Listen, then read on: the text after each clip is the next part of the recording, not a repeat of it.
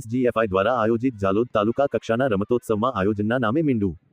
જાલોદ તાલુકા કક્ષાની એસજીએફઆઈ દ્વારા આયોજિત સ્પર્ધાઓ એસઆરપી ગ્રુપ પાવડી ખાતે યોજાઈ, જેમાં પ્રથમ દિવસે વોલીબોલની સ્પર્ધા હતી. તેમાં ફક્ત 2 ટીમોએ ભાગ લીધો હતો અને તે દિવસે ખોખોના મેદાન બનાવવાના હતા, તો એક જ મેદાન બન્યું અને ચૂનો પૂરો થઈ ગયો હતો અને 2 ખૂંટ પણ નહોતા. રેફરી મિત્રો તાલુકા કક્ષાના કન્વીનર સાહેબની રાહ જોઈને થાક્યા તો કોઈ ચકલું એ ફરક્યું નહીં.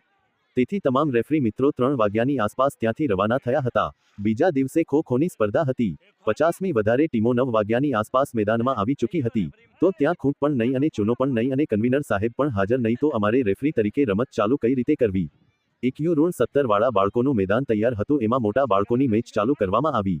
નાના બાળકો અને રેફરી મિત્રો 12 વાગ્યા સુધી મેદાનમાં બેસી રહ્યા. પછી 2 છોકરાઓ ખૂંટ લઈને આવ્યા. અમે રેફરી મિત્રોએ નાના બાળકો સામે જોઈને ખૂંટ જાતે રોપ્યા અને ચૂનો પણ જાતે નાખ્યો. રેફરી મિત્રોને મેદાનમાં ચા નાસ્તાની કોઈ વ્યવસ્થા નહીં. 12:30 વાગ્યાની આસપાસ રેફરી તરીકે અમે તાલુકા કન્વીનરને ફોન કર્યો, ત્યારે તેમને ગુસ્સામાં મને ફોન નહીં કરવાનો, મારી સમિતિ છે એ મને જાણ કરશે એવું કહીને અમારી સામે ગુસ્સો કર્યો હતો. જ્યારે સમિતિને પૂછવામાં આવ્યું તો જાણવા મળ્યું કે અમને કોઈ વસ્તુ આપવામાં આવી નથી. કોઈ ફાઇલના ઠેકાણા નહીં, સ્કોર શીટ પણ નહીં, થોડા કાગળ પણ નહીં, સ્ટોપવોચ પણ નહીં, પછી બોલપેન જેવી વસ્તુ તો કયાથી હોય ના છૂટકે. બાળકો ધમધોકતા તડકામાં સેકાઈ રહ્યા હતા. તેમની સામું જોઈને અમે રેફરી મિત્રોએ બાળક પાસેથી નોટ લઈને લીટીવાળા કાગળની જાતે બોલપેનથી સ્કોર શીટ બનાવીને સ્પર્ધા ચાલુ કરી હતી.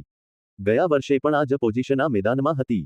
વારંવાર રજૂઆત કરવા છતાં કે માં ભાઈને કન્વીનર બનાવવામાં આવે છે તેની ખબર નથી. એ વ્યાયામ શિક્ષક પણ નથી, એટલે મેદાન કે રમત વિશે પણ તેઓ જાણતા નથી. તો અમારી તમામ રેફરી મિત્રોની નમ્ર વિનંતી છે કે આવા વ્યક્તિને તાલુકાનો કન્વીનર બનાવાય નહીં. દાહોદ જિલ્લામાં વધારેમાં વધારે વ્યાયામ શિક્ષકો જાલોદ તાલુકામાં છે, તો પછી કેમ આવા વ્યક્તિને કન્વીનર બનાવવામાં આવે છે તેની ખબર પડતી નથી. જેથી હવે પછી આ વ્યક્તિને આગામી રમતોત્સવનું આયોજન આપવામાં નહીં આવે તેવી અમારી રેફરી મિત્રોની વિનંતી છે. જો ફરીથી આ જ વ્યક્તિને કન્વીનર બનાવવામાં આવશે તો અમે કોઈ મિત્રો રેફરી તરીકેની કામગીરી કરીશું નહીં. પછી ભલે અમને નોટિસ મળે. જેથી હવે પછી આ વ્યક્તિને આગામી સમયમાં તાલુકાની આપવી નહીં. રિપોર્ટર કપિલ બારિયા.